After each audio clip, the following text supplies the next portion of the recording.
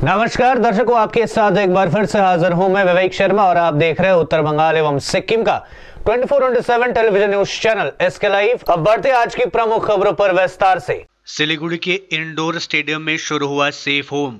Doctor और नर्सों के साथ ऑक्सीजन की भी है व्यवस्था। सिलीगुड़ी शहर के इंडोर स्टेडियम में राज्य सरकार के स्वास्थ्य विभाग के स्थानीय प्रशासन के सहयोग में सेफ होम खोला गया है। यहाँ पिछले काफी दिनों से सेफ होम के लिए काम चल रहा था और आखिरकार अब बनकर तैयार हो गया है। फांसीदेवा सेफ होम से यहाँ पर कुछ मरीजों को शिफ्ट किया गया है जो कोरोना पॉजिटिव है। सिलीगुड़ी इंडोर स्टेडियम में खुले सेफ होम में कुल 70 बेड है।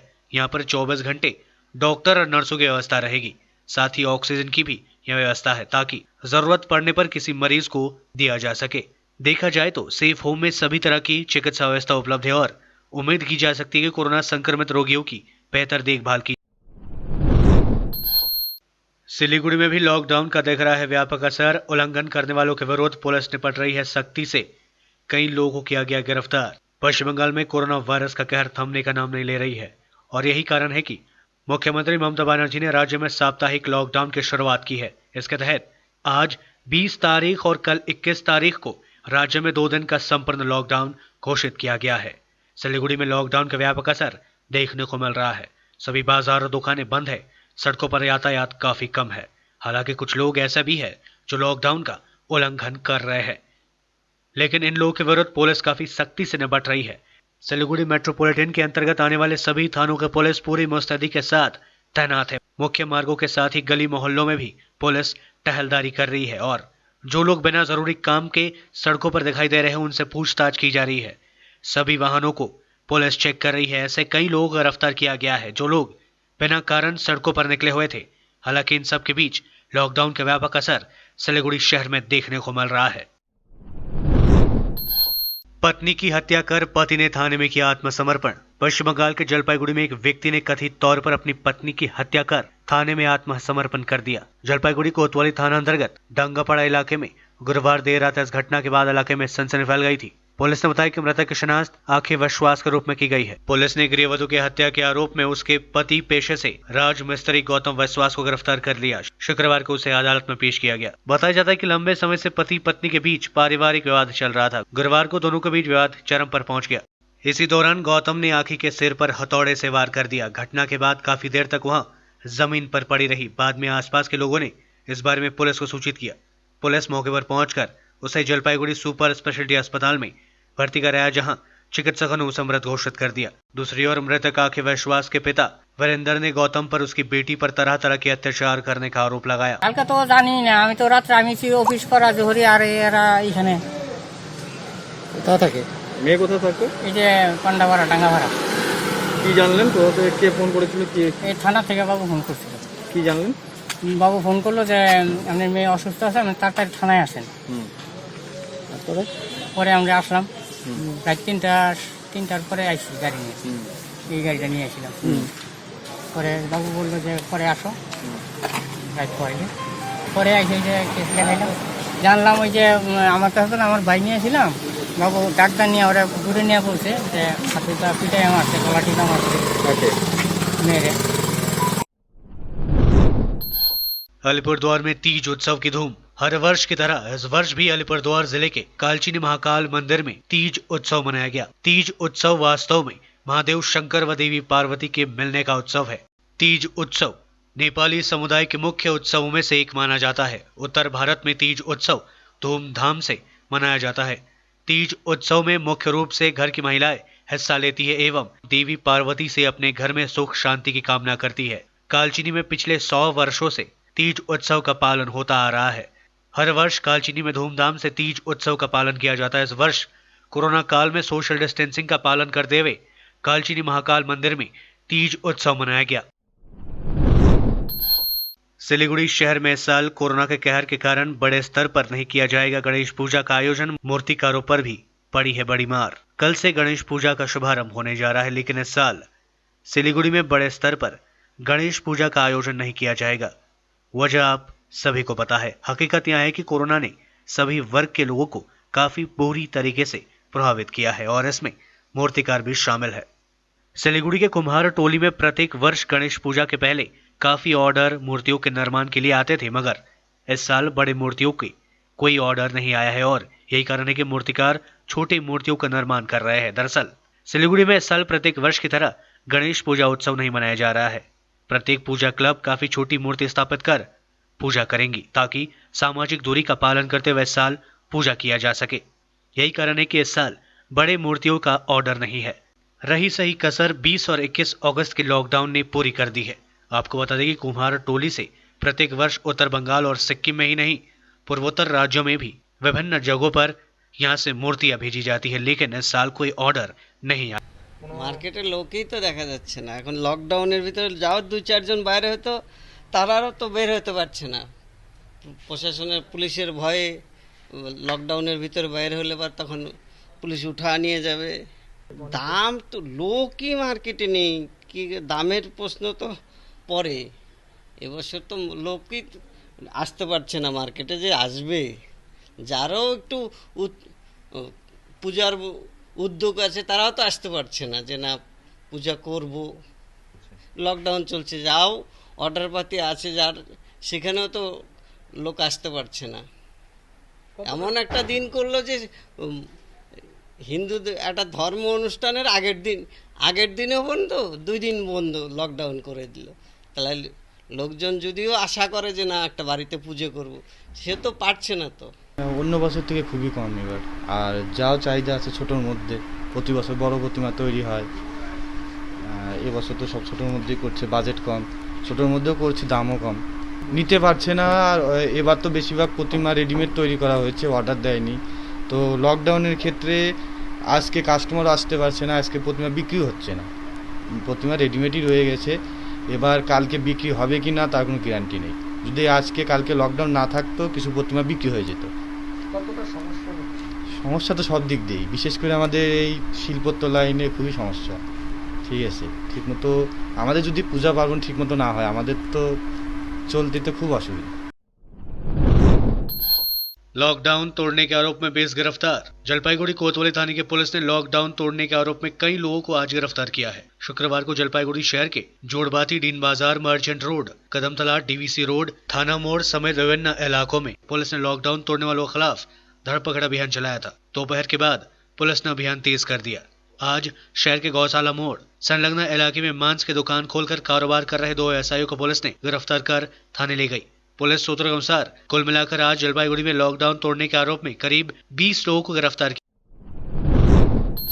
कोरोना वायरस के खिलाफ लड़ाई लड़ने के लिए भारत में बीजीसी वैक्सीन आईसीएमआर ने शुरू किया ट्रायल। देश में कोरोना वायरस के मामले तेजी से बढ़ते जा रहे हैं। देश में लोगों को वैक्सीन का इंतजार है। इस बीच मुंबई में आज से कोरोना वायरस के खिलाफ बीजीसी वैक्सीन के असर का अध्ययन करने के लिए ट्रायल शुरू किया जा रहा है। कोरोना के खिलाफ भारत की बीजीसी वैक्सीन काम आएगी या नहीं, इसका जवाब आने वाले कुछ दिनों में पता चल जाएगा।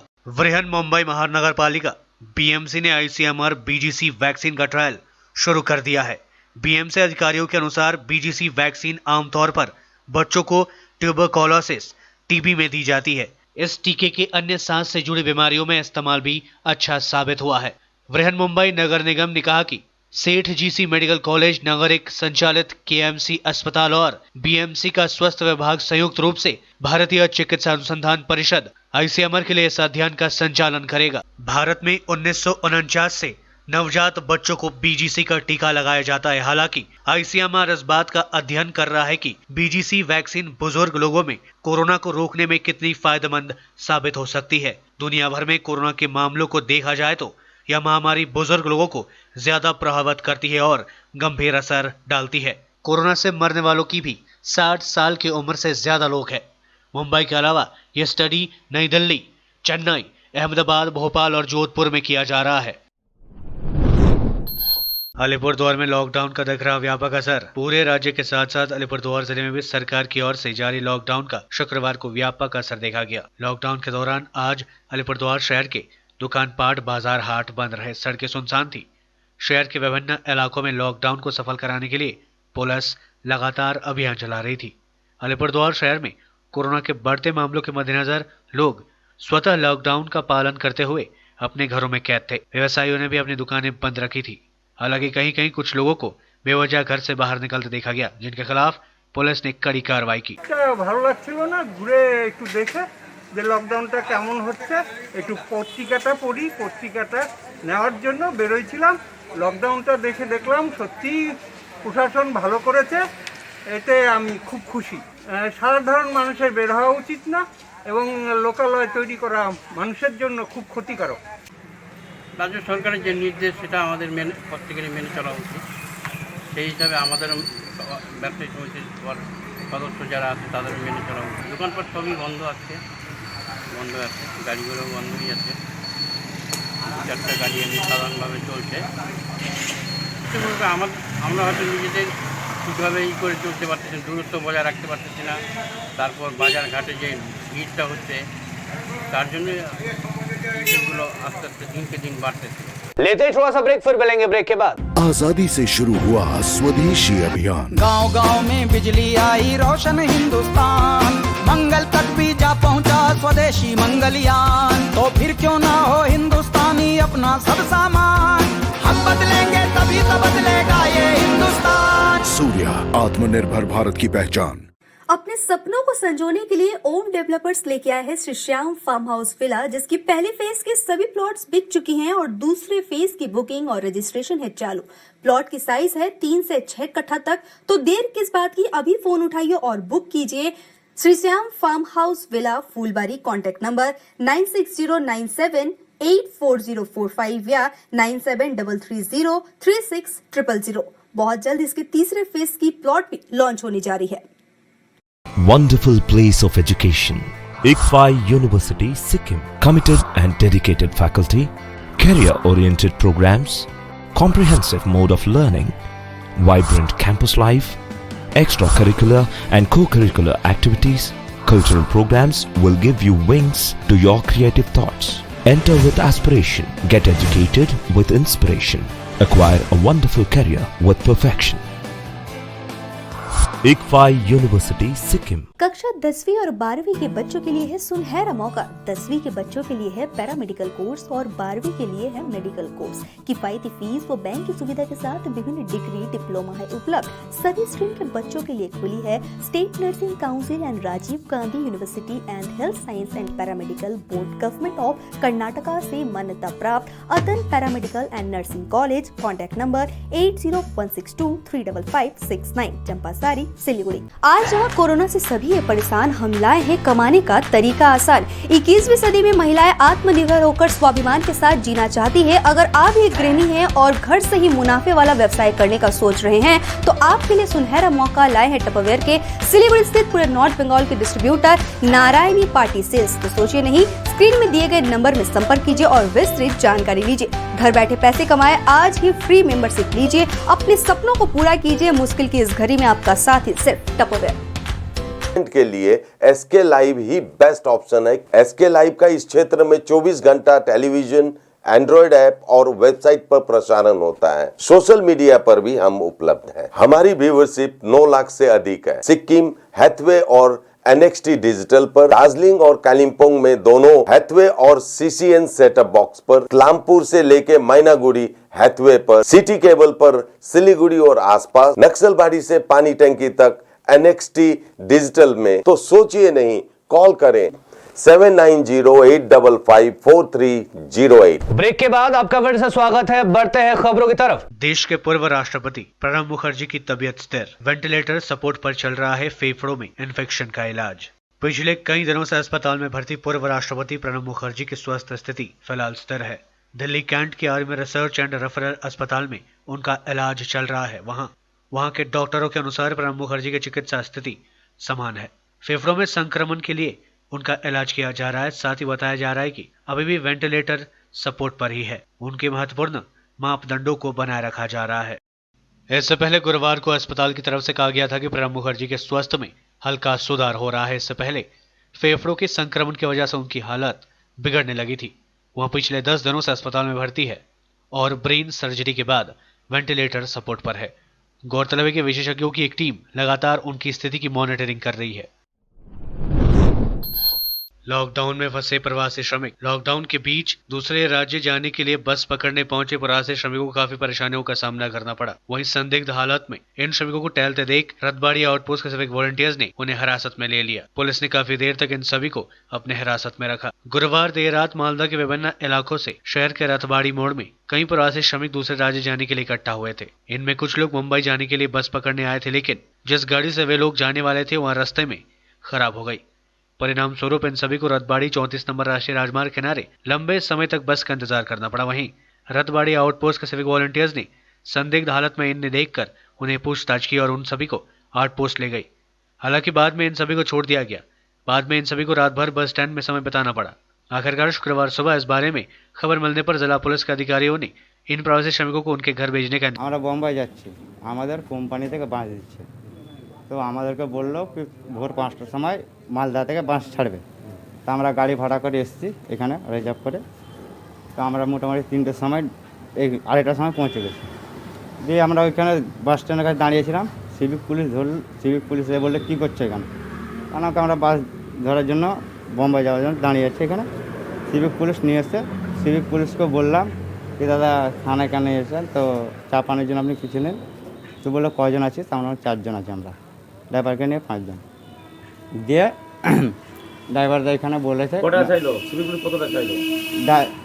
সিভিক পুলিশ বলে কয়জন আছে, সিভিক পুলিশ বলে 1000 টাকা লাগবে। তাহলে দাদা আমরা তো কাজ করতে যাচ্ছি, আমরা তো কাজ করে আসছি, কিন্তু আমরা পয়সা কোথায় পাবো। দিয়ে ড্রাইভারদাকে বললো তাহলে নিয়ে চলো এখানে। গাড়িটা থানায় নিল, দিয়ে আমাদেরকে বললো তোমরা চলে যাও। চলে যাওয়ার পরে তো বাস আমাদের খারাপ হয়ে গেছে রাস্তা, এখন ধরুন কালকেও আসতে পারে, আজকে রাত্রেও আসতে পারে। আমরা ধরুন সব তো বন্ধ, পুরো লকডাউন। দিয়ে আমরা কোথা থেকে মানে ওই দিক থেকে ঘুরে দেখছি, দোকান থেকে মুড়ি পেলাম, একটা দোকানে মুড়ি আর চানাচুর খেলাম।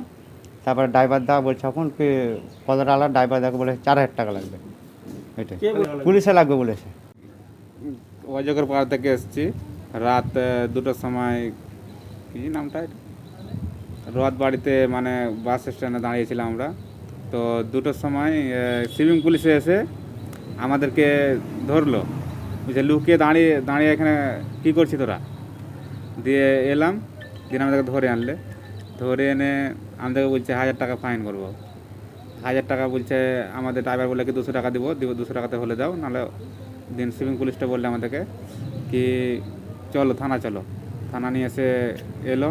তো ড্রাইভারটা এলো, ড্রাইভারটাকে ধাক্কাধাক্কি করলে আমাদেরকে ছেড়ে দিয়েছিল। আমাদেরকে বললো তোমরা যাও, তোমরা বাস স্টপে ব্যবস্থা হবে। ঠিক আছে, চলে এলাম। দিয়ে ড্রাইভাররা মানে দুপুর 1টা বাজলো না 2টো বাজলো। 2টোর সময় ড্রাইভার আর আমাদের সেট গেছিলো। দিয়ে বলছে ওই সিভিং পুলিশগুলো বলছে কি 4000 টাকা ফাইন লাগবে। আমরা সকাল থেকে না খেয়ে না দিয়ে বসে আছি। তো আমাদের খাবার তো খেতে মানে মুড়ি কিনতে গেছিলাম, ওই খাওয়া দাওয়া করলাম बस। मालदा में 4 डकैत गिरफ्तार। डकैती की घटना को अंजाम देने के फराक में थे। लॉकडाउन के बीच इंग्लिश बाजार थाने की पुलिस ने मालदा शहर के फार्म इलाके से 4 डकैतों को गिरफ्तार किया है। जानकारी के अनुसार बृहस्पतिवार देर रात डकैती की घटनाओं को अंजाम देने के लिए 4 युवक हंसुआ, रॉड, हेक्सो ब्लेड समेत अन्य उपकरणों के साथ इलाके में संदिग्ध हालत में घूम रहे थे। खुफिया जानकारी के आधार पर पुलिस ने सफेद वर्दी में अभियान चलाकर चारों को धर दबोचा। पुलिस इन सभी को थाने ले आई। पुलिस ने बताया कि इनका नाम शोकुपाल, राहुल शेख, अभिजीत घोषा व अप्पू सिंह बताए जा रहे हैं। ये सब इंग्लिश बाजार ब्लॉक के विभिन्न इलाकों के रहने वाले हैं। शुक्रवार को पुलिस ने इन सभी को मालदा जिला अदालत में पेश किया। ये प्रोग्राम बोलते इंग्लिश बाजार एरिया, কালিয়াচক, পূজাপুর এবং বৈষ্ণবনগর ঘুরে দেখা হয়। তখন তো সকলেই আছে, এই তো মানুষ অনেক সচেতন হয়েছে এবং যারা ইমার্জেন্সি বিভিন্ন হসপিটালে যাচ্ছে বেশিরভাগ দেখা যাচ্ছে সেই সব পেশেন্টকেই, যারা রাস্তায় দেখছি আমরা জিজ্ঞাসাবাদ করে সেই সবই পেশেন্ট বেশি পাচ্ছে। गुरुवार की तरह शुक्रवार को भी उत्तर दिनाजपुर जिले और रायगढ़ शहर में दिख रहा है लॉकडाउन का व्यापक असर। सड़कें हैं सुनसान, सभी दुकान और बाजार है बंद। राज्य में कोरोना के बढ़ते संक्रमण पर अंकुश लगाने के लिए राज्य सरकार ने 20 और 21 तारीख को राज्यव्यापी संपूर्ण लॉकडाउन की घोषणा की है। इसके तहत आज शुक्रवार को राज्य में लॉकडाउन चल रहा है। उत्तर दिनाजपुर जिले में और रायगढ़ शहर में इसका व्यापक असर देखने को मिल रहा है। रायगढ़ शहर के सड़कें सुनसान है, बाजार और दुकानें सभी बंद है। सबसे अच्छी बात यह है कि लोग सड़कों पर खुद ही नहीं निकल रहे हैं और अपनी मर्जी से लॉकडाउन का पालन कर रहे हैं। यही कारण है कि चारों तरफ सन्नाटा छाया हुआ है। हालांकि पुलिस अपने कर्तव्यों का निर्वाह बखूबी से कर रही है। लोगों की सतर्कता ही है कि कुछ दिनों में उत्तर दिनाजपुर जिले में कोरोना संक्रमित मरीजों की संख्या में कुछ कमी आई है। वर्तमान में जिले में 1898 लोग कोविड-19 से संक्रमित हुए हैं, जिनमें से 1417 लोग स्वस्थ होकर अपने घर लौट चुके हैं। बढ़ते कोरोना मामलों के कारण फिलहाल नहीं खुलेंगे स्कूल। देश में पिछले 24 घंटे में कोरोना वायरस के अब तक के सबसे ज्यादा 69,652 नए मामले दर्ज किए गए। देश में लगातार बढ़ते कोरोना मामलों के कारण फिलहाल दोबारा स्कूल खोले जाना मुश्किल है। केंद्रीय शिक्षा मंत्रालय स्पष्ट कर चुका है कि छात्रों की सुरक्षा सुनिश्चित किए बिना स्कूल नहीं खोले जाएंगे। फिलहाल स्कूल खोले जाने की संभावना नहीं है, इसलिए ऑनलाइन शिक्षा प्रदान करने का विकल्प जारी किया गया है। केंद्रीय शिक्षा मंत्री रमेश पोखरियाल निशंक ने स्कूली छात्रों के लिए दिशा निर्देश जारी किए हैं।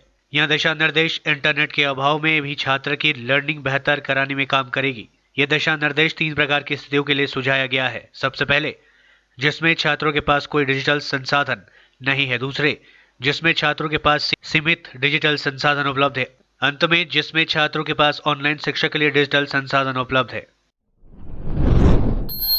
दुनिया पर कोरोना वायरस का कहर लगातार है जारी। 4 लैटिन अमेरिकी देशों में मौतों का आंकड़ा 2 लाख के पार पहुंचा। दुनिया में अब तक 2.28 करोड़ लोग हो चुके हैं संक्रमित। दुनिया में कोरोना वायरस संक्रमण के अब तक 2,27,20,294 मामले सामने आ चुके हैं। इनमें 1,54,06,504 मरीज ठीक हो चुके हैं, जबकि 7,93,708 लोगों की मौतें हो चुकी है। ये आंकड़े www.worldometers.info कोरोना वायरस के मुताबिक है। 4 लैटिन अमेरिकी देशों मैक्सिको, ब्राजील, पेरू और अर्जेंटीना में मौतों का आंकड़ा 2 लाख के पार पहुंच चुका है। इन 4 देशों में 35 लाख संक्रमण के मामले के साथ ब्राजील पहले नंबर पर है। 5 लाख से ज्यादा संक्रमितों के साथ मैक्सिको दूसरे नंबर पर है। इसके साथ ही पेरू और अर्जेंटीना में भी नए मामले बढ़ रहे हैं। बीते हफ्ते इन दोनों देशों में हर दिन करीब 3,000 लोगों की कोरोना संकट में बेरोजगार हुए कामगारों को आधी सैलरी देगी सरकार। सरकार ने कोरोना संकट में बेरोजगार हुए औद्योगिक कामगारों को ऐसे कर्मचारियों को उनके पिछले 3 महीने के वेतन के औसत के करीब 50% तक की रकम बेरोजगारी हेतु लाभ के रूप में दी जाएगी। इस फैसले का लाभ लगभग 40 लाख कामगारों को होने की उम्मीद है। यह बेरोजगारी हेतु लाभ के तौर पर दिया जाएगा। यह फायदा केवल उन कामगारों को मिलेगा जिन्होंने 24 मार्च से 31 दिसंबर 2020 के बीच अपनी नौकरी गंवाई है या गंवाएंगे। कर्मचारी राज्य बीमा निगम ESIC की बैठक में यह प्रस्ताव रखा गया था। ESIC श्रम मंत्रालय के तहत आने वाले एक संगठन है जो कर्मचारियों को ESI योजना के तहत 2100 रुपए का बीमा मुहैया कराता है। आज के लिए बस इतना ही। तमाम विशेष खबरों के लिए बने रहिए SK लाइव के साथ। आपका समय, आपकी खबर। धन्यवाद।